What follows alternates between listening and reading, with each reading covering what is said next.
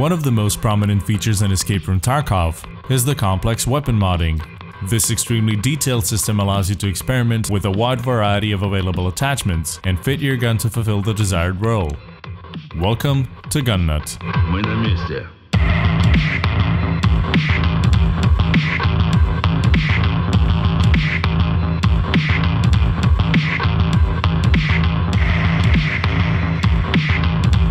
Every operative tangled in the active war zone needs to carry at least one piece of weaponry that's renowned for its safety and ease of handling.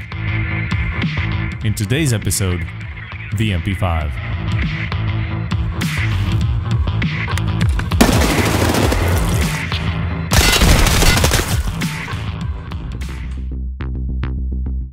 While there is a whole laundry list of specialized weapons to pick and choose from, every seasoned veteran feels much more secure with an additional backup firearm that is reliable and a tried and true chameleon when it comes to modularity. It is safe to say that such weapon would be present in virtually every conceivable war-torn corner of the globe, and with that in mind, MP5's ubiquity in the field of combat is impossible to deny. Sleek, elegantly designed and versatile, it is the epitome of dependability, which is why it carries the moniker of the most popular submachine gun in the world. Countless gun modding whacks have jeweled over this firearm from its very conception, and, believe it or not, there are over 100 established variants of the MP5, some of them tweaked to such an extent that they hardly resemble the original, prefabricated framework. The rich history of H&K MP5 hides in its abbreviated name, which stands for Heckler & Koch Maschinenpistole 5. While it can loosely be translated to a submachine gun, it is hardly the most interesting part of its designation. The first two initials reveal that it has been conceived and produced by the legendary Heckler & Koch Defense Manufacturing Company, which has been founded in 1948 by Alex Seidel, Edmund Heckler, and Theodor Koch, and headquartered in Oberndorf am Neckar, Germany. This quaint, bucolic German town on the slopes of Swabian Alps is the genuine hard artillery hotspot and a birthplace of venerable weaponry such as MP5. The design of MP5 began in 1964 when Heckler & Koch decided to develop a family of armaments which was based on the design and operating principle of their monumentally successful G3 automatic rifle. They ended up deciding on 4 specific small arms design types, and one of them, later designated as HK54, was chambered for 9x19mm Parabellum cartridge. The cartridge itself has been designed half a century earlier by Georg Johann Luger, whose 9x19 pistol has been used prominently throughout both world wars. The munitions itself, just like the MP5, which was the name of the final iteration of the HK54, has later been standardized by NATO forces as well as many other countries that are not party to the alliance. After the initial arduous road of inception, MP5 became available for customer use in 1966. The primary version of the weapon, otherwise known as the MP5A2 or the fixed stock, has been adopted by the German Federal Police. Still, the old-fashioned Uzi, or open-bolt blowback-operated submachine gun that also uses 9mm Parabellum cartridge, reveled in the firearm spotlight for the following 2 decades until one fateful event in the 1980 caused a startling change in favor of the MP5's popularity. During this time, the waning Cold War years were marked by shifting social and political landscapes, and terrorism in the modern sense of that word started to bloom.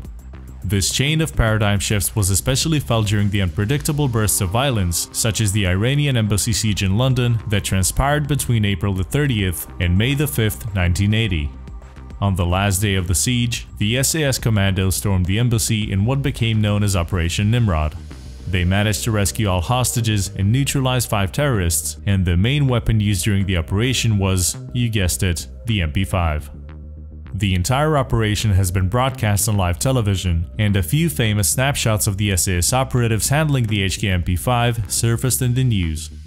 Considering how successful the operation turned out to be, there couldn't have been a better promotion for this versatile, minimalistic submachine gun that became lauded for its efficiency and accuracy.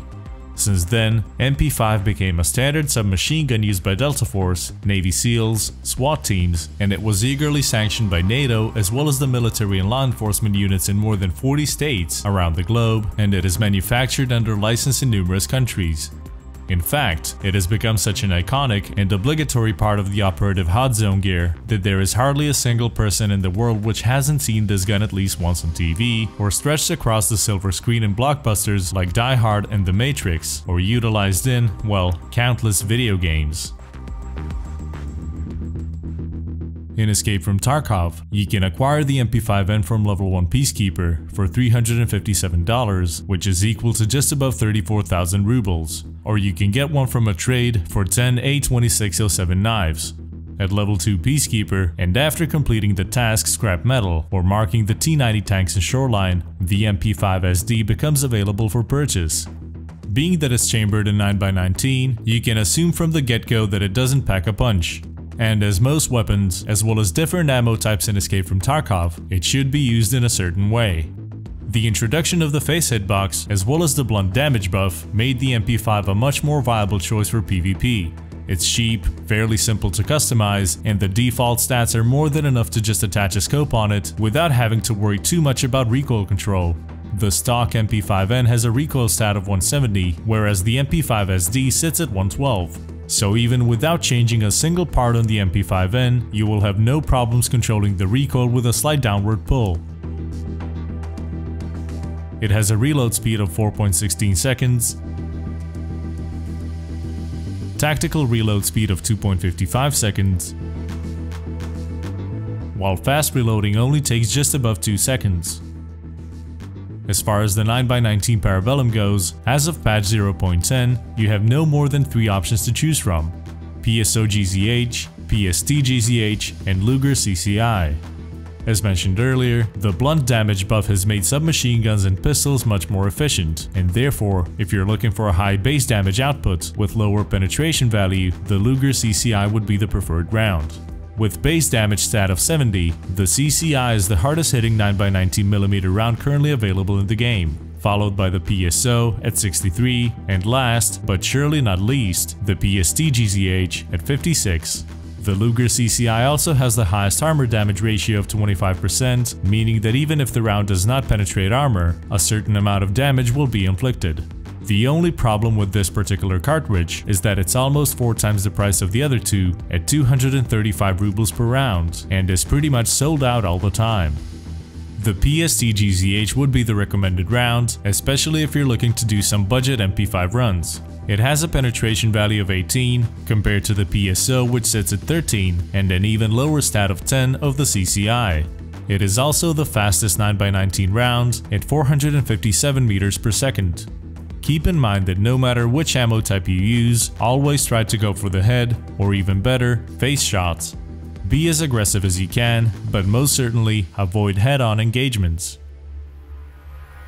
MP5's minimalist design has managed to keep it relevant throughout the consecutive generations of handheld weaponry.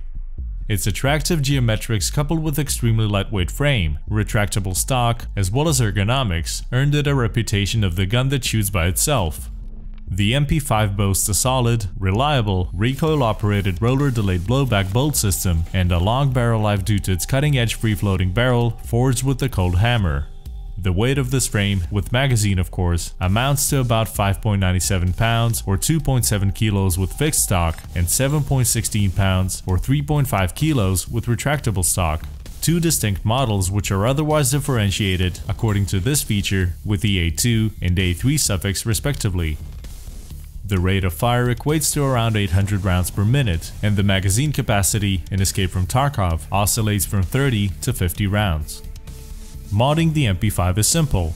The first thing you potentially may want to add is a scope. To do this, you can either attach the universal low-profile scope mount obtainable from level 2 Peacekeeper or the B&T rail mount sold by level 3 Mechanic. Both mounts support a wide variety of scopes, but if you're not going for the memes, you will most likely want something like the UH1, Romeo 4, or the Holosun Reflex sight, which also features a laser sight. To activate the laser, press Alt and right mouse button by default. If you're modding the MP5N and have no problem controlling the already low recoil, simply slap on a scope and you're good to go. If, however, you want to lower the recoil a bit, you can attach a TL99 Aluminum Handguard, allowing you to add a grip and up to 2 tactical devices. The TL99 Handguard is sold by level 2 Mechanic and costs just above 13,000 rubles. As far as the grips go, the SC5 Express Grip or the Magpul RVG will both lower your recoil stat by 2%, with the differences being the slightly higher ergonomic stat of the SC5, which you can buy from level 4 mechanic, as opposed to the RVG, which you can get at level 3. The MP5 SD does not support any grips, and apart from the scope mount, the only thing you can attach is the tri-rail ring mount for installation of a tactical device. Or 3 tactical devices. While the 9mm bullets lack in terminal ballistics and penetrative power, the MP5 is an ideal weapon for close-quarter combat due to its aforementioned stellar features. It's fair to say that its lauded accuracy makes up substantially for its ineffectiveness against body armor, which, in layman terms, translates to aim between the eyebrows. In order to increase your chances for the successful neutralization of the target, look into the staggering variety of modes of fire, which allow diverse configurations to boost your effectiveness.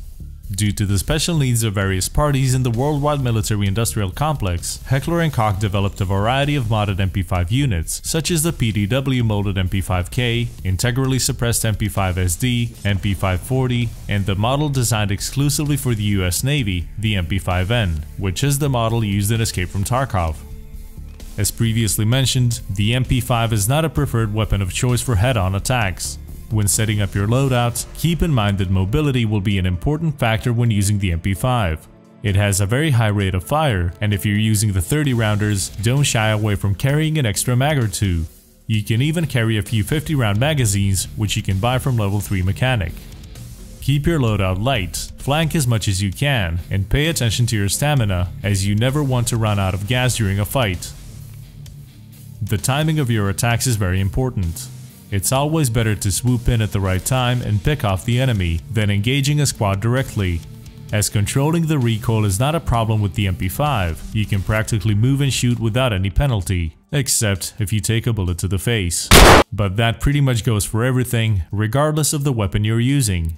This goes without saying, but flanking your targets is of utmost importance when you simply cannot afford to take the fights head on.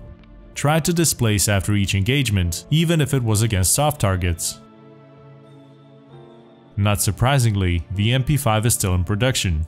The German manufacturing line has mostly winded down in favor of newer generations of personal defense weaponry such as MP7s, but its modular nature created a faithful fan base in civilian communities, and licensed factories around the world continue to churn it out.